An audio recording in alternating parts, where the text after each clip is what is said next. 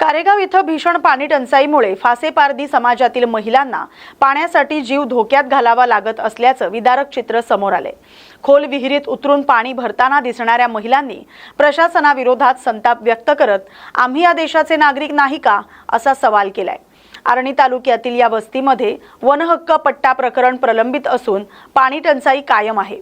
प्रशासनाने टँकरद्वारे पाणी पुरवठा सुरू केला असला तरी प्रत्यक्षात समस्या सुटलेली नाही।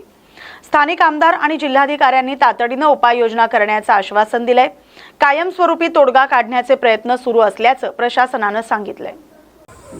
वन पाण्यासाठी आम्ही एक तर शिकारी करून जगणारे लोक होते मागच्या काळामध्ये।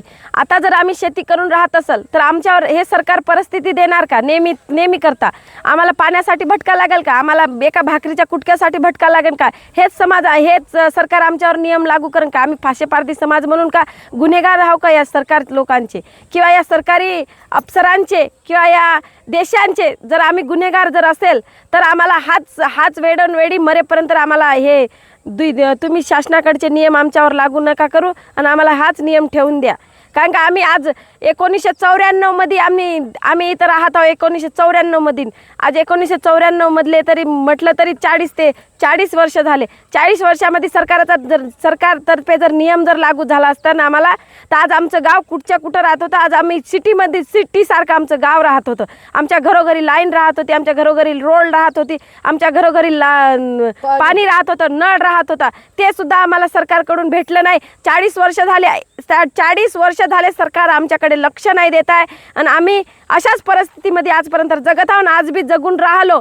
सरकार आमचे न्यूज जर जात असेल तर सरकारला विनंती आहे की आमच्याकडे खरंच तारतूने आणि खरंच काळजीपूर्वक आमच्याकडे लक्ष द्या। आमचं गाव सुधरवा, आम्हाला सुधरवा, तुमच्यासारखं बनवा आणि तुमच्या नियमामध्ये आम्हाला ढळून घ्या। पूजा मंगल पवार। मराठी सिने अभिनेता आकाश ठोसर यानं श्री साईबाबांच्या समाधीचं दर्शन घेतलंय। दर्शनानंतर श्री साईबाबा संस्थानच्या वतीनं प्रशासकीय अधिकारी संदीप कुमार भोसले यांनी त्याचा सत्कार केलाय। नमस्कार, मी आकाश ठोसर। आज मी शिर्डी साईबाबांचं दर्शन घेण्यासाठी आलो होतो। पहिल्यांदा आलो। खूप छान वाटते, खूप प्रसन्न वाटते। तिथलं वातावरण खूप प्रसन्न आहे। साईबाबांचा आशीर्वाद घेतला आणि बस एवढंच बोललो की सगळ्यांना सुखात ठेव आणि ह्या साईबाबा संस्थानाचे खूप खूप आभार।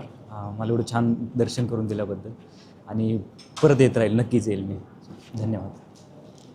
या बातमीसोबतच ताज्या घडामोडींमध्ये इथेच थांबतोय। अशाच महत्त्वाच्या बातम्यांसाठी पाहत राहा न्यूज मराठी 24/7। नवा भारत, नवा विचार।